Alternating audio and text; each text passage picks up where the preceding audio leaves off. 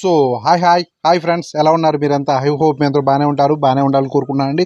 So guys, చాలా మంది మిత్రులు అడుగుతున్నారు ఈ ప్రైజ్లో గోల్డ్ కొనొచ్చా అని చెప్పి. సో గోల్డ్ 96,900 చిల్లరకు వచ్చేసింది. ఇప్పుడు ఈ ప్రైజ్లో గోల్డ్ కొనొచ్చు అని అడుగుతున్నారు. నేనైతే ఈ ప్రైజ్లో గోల్డ్ కొనండి. ఈ ప్రైజ్లో నేను గోల్డ్ ఈ ప్రైజ్లో నేను స్టాక్ మార్కెట్లో ఇన్వెస్ట్ చేస్తాను.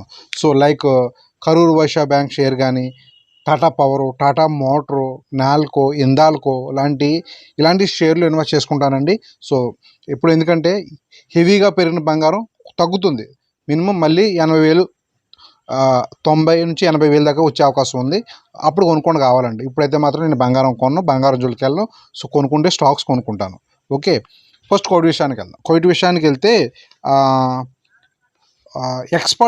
కువైట్లో ఎక్స్పర్ట్స్ యొక్క డ్రైవింగ్ లైసెన్స్ ప్రింట్ చేయడానికి 10 దినాలు ఛార్జ్ చేస్తారని చెప్పి ఒక న్యూస్ వచ్చిందండి. నెక్స్ట్, కువైట్లో పలు చోట్ల రోడ్లు వర్క్ జరుగుతుంది. ట్రాఫిక్ డైవర్షన్ చాలా చోట్ల ఏర్పాటు చేశారు. డ్రైవర్లు ఇది గమనించాలి. తర్వాత, హైయెస్ట్ సెక్యూరిటీ ఉన్న ఎయిర్పోర్ట్ అంటూ ఉందంటే అది కువైట్ ఎయిర్పోర్టేనంట. తర్వాత, న్యూజిలాండ్ నుండి చికెన్ ఇంపోర్ట్ బ్యాన్ చేశారండి. సో న్యూజిలాండ్లో ఎవినియా ఇన్ఫ్లుయెంజా అని చెప్పి ఒక వైరస్ ఉందన్నమాట. సో దీని కారణంగా చికెన్ ఇంపోర్ట్ బ్యాన్ చేశారు.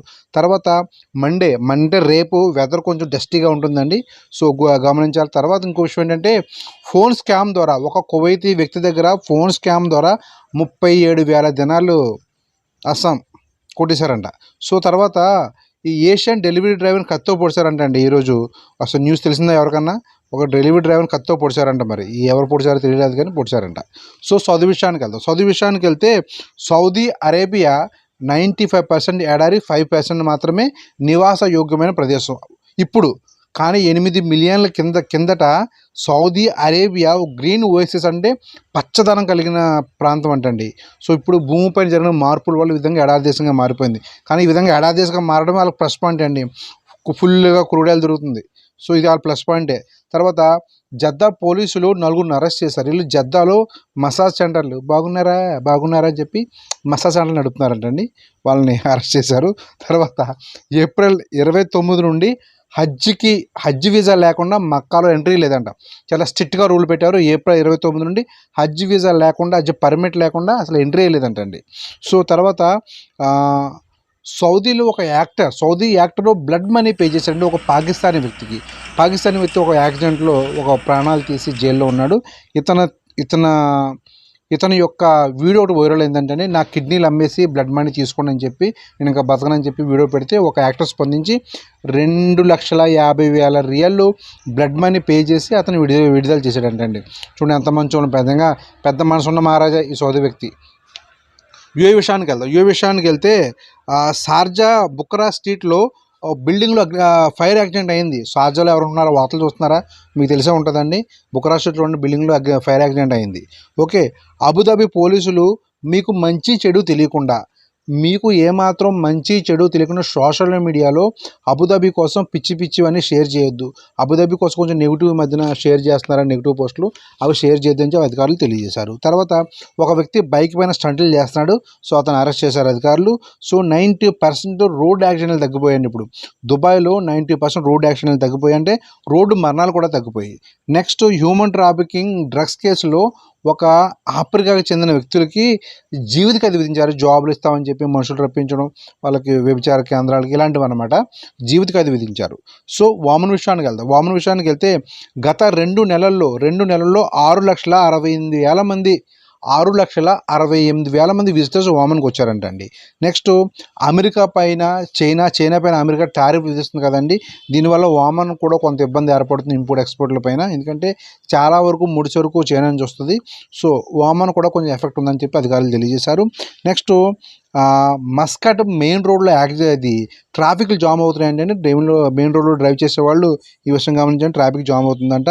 తర్వాత, పాలస్తీనా పైన ఇప్పటికీ బాంబు దాడులు జరుగుతున్నాయి. చాలామంది చనిపోతున్నారు. వామన్ వాళ్ళకి కొంత సహాయక కార్యక్రమాలు కూడా అందజేస్తున్నారు. సో తర్వాత ఇంకో విషయం ఏంటంటే, టిక్టాక్లో ఒక మిత్రుడు కామెంట్ పెట్టారండి మన వీడియోకి. సో మస్కాట్లో చెకింగ్లు జరుగుతున్నాయి, జాగ్రత్తగా ఉండాలని చెప్పి ఒక మిత్రుడు కామెంట్ పెట్టారు.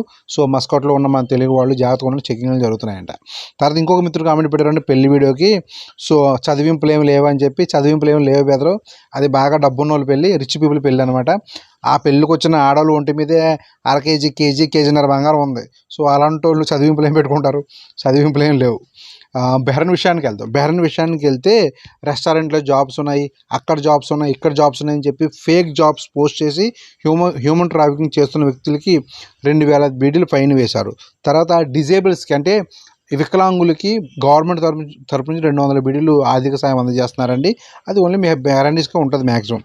సో 1959లో పుట్టిన ఒక వ్యక్తి బర్త్ సర్టిఫికేట్ తీసుకున్నాడండి. ఇప్పుడు అతను బర్త్ సర్టిఫికేట్ అవసరం వచ్చిందంట. 66 సంవత్సరాలు అతని వయసు. సో తర్వాత బ్యాంక్ కార్డ్స్ దొంగిలించి ఒక వ్యక్తి 50,000 బీడీలు 50,000 బీడీలు పైనే ట్యాక్స్లు పే చేశాడంటండి. సో తర్వాత ఎక్స్పర్ట్స్ యొక్క వర్క్ పర్మిట్కి ఫీజు 1000 బీడీ అని చెప్పి ఒక న్యూస్ వచ్చిందని మీరు ఎంతవరకు నిజమో తెలీదు. ఎక్స్పర్ట్స్ యొక్క వర్క్ పర్మిట్ ఫీజు 1000 బీడీ అంట. సో ఖత్తర్ విషయానికి వెళ్తే టునీషియాకి చెందిన ఒక మహిళ సో ఖత్తర్లో 4వ ఫ్లోర్ నుంచి కింద పడిపోయిందండి. పాపం ఆమె హాస్పిటల్కి వెళ్తూ పాపం అంబులెన్స్లో చనిపోయింది. సో నెక్స్ట్ గాజా పైన ఇజ్రాయెల్ వారు ఇప్పటికీ దాడులు చేస్తూనే ఉన్నారు, చాలామంది చనిపోతున్నారు. ఖత్తర్ ఇది పూర్తిగా ఖండిస్తుంది. సో ఆల్రెడీ కాల్పులు విరమణకి ఒప్పుకున్న తర్వాత కూడా ఇలాంటి చేయడం ఏమాత్రం సమంజసం కాదని చెప్పి ఖత్తర్ ఖండించింది. నెక్స్ట్ ఏప్రిల్ 13 నుండి 19 వరకు షాపింగ్ కాంప్లెక్స్ చాలా ఆఫర్లు ఉంటాయండి. సో ఖత్తర్లో ఉన్న వాళ్ళు గమనించండి. తర్వాత మీరు ఓవర్గా స్పీడ్గా డ్రైవ్ చేసిన, నెక్స్ట్ డ్రైవ్ చేస్తూ చెత్త పడేసిన అటువంటి అన్నీ కూడా కెమెరా రికార్డ్ చేస్తుందండి. చాలామంది మిత్రులు ఈ మధ్యన ఓవర్ స్పీడ్కి శాండ్విచ్లు చేసి బయట పడేయడం, డ్రింకులు తాగి విసిరేయడం, డబ్బులు చేస్తారు కదా, ఇలాంటి వాటికి చాలామంది ఫైన్లు ఎదుర్కొంటున్నారంట. ఇది గమనించాలి. సో గైస్ ఒక విషయం చెప్తాను వినండి. నేను చాలా పెన్షన్ పాలసీ చేయించుకోండి అని చెప్తున్నాను కదండి. మీరు ఎవరి దగ్గర చేయించుకోండి, ఎక్కడైనా చేయించుకోండి. సో నన్ను మాత్రమే కాంటాక్ట్ అవ్వాలని లేదు. నన్ను కాంటాక్ట్ అయితే మీ వయసు, మీ సంపాదన, మీకుండే పిల్లలను బట్టి నేను పెన్షన్ వివరాలు చెప్తూ ఉంటాను. ఎందుకంటే ఫ్యూచర్లో పిల్లలు చూస్తారా లేదా అంటే ఇటువంటి పాయింట్లు కూడా గమనించాలి. పాలసీ మీకు నచ్చి చేయించడం కాదు, మీకు ఏ విధంగా ఉపయోగపడుతుందో ఆలోచించి చేయించుకోవాలి పాలసీ అనేది. సో అది పెన్షన్ పాలసీ నేను చేయించుకొని చాలా మిత్రులు చేయించాను, చాలామంది చిన్నపిల్లలు కూడా చేయించి పెట్టానండి నేను. సో ఎవరి దగ్గర గల్ఫ్లో ఉండగానే రేపు ఇండియా వచ్చిన తర్వాత ఖాళీగా కూర్చున్నాడో కొంత ఆదాయం వచ్చేలాగా ఏర్పాటు చేసుకోండి. లేదంటే చాలామంది ఇబ్బంది పడుతున్నారు. చాలామంది నాకు 55, 60 సంవత్సరాలు వచ్చిన వాళ్ళు, గల్ఫ్లో పనిచేసే వాళ్ళు, ఇప్పటికీ పనిచేస్తున్న వాళ్ళు ఫోన్లు చేసి అడుగుతున్నారండి ఇప్పుడు పెన్షన్ పాలసీ చేస్తామని చెప్పి. పెన్షన్ అనేది 60లో కాదు 20లోనే చేసుకోవాలి. మీరు వయసులో ఉన్నారా, పెన్షన్ ఏర్పాటు చేసుకోండి. కొంచెం పెన్షన్ పాలసీ కట్టుకోండి. 6 నెలలకు ఒకసారి ప్రీమియం పే చేసుకోండి, సంవత్సరానికి ఒకసారి ప్రీమియం పే చేసుకోండి. ఇది మీ భవిష్యత్తు కోసమే, నాకేదో లాభం వచ్చేస్తుంది అనుకోకండి.